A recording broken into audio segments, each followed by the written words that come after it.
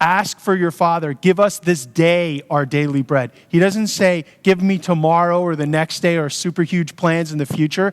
Yes, we need to make plans, but we do them acknowledging that we don't have control. And the moment we say, okay, God, thank you that you're the only one who can be in control. I want to give up on any arrogant perspective that I have. I want to have a humble perspective. It's going to rearrange our thinking, and we're going to be far less disappointed. We're going to be far more content, and we're going to know how to handle changes because we're going to say, okay, God, you're in control.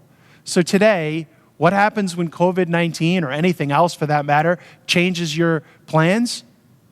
Well, we humbly recognize that God is in control, and we seek his will in our life because he always knows what's best with us.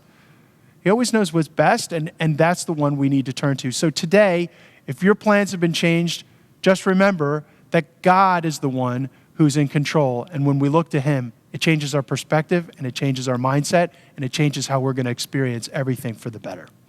We hope you enjoyed the video today. If you like it, click a little like, subscribe, share it with your friends. And until next time, keep the eyes of your heart focused on Jesus, and let's follow him together.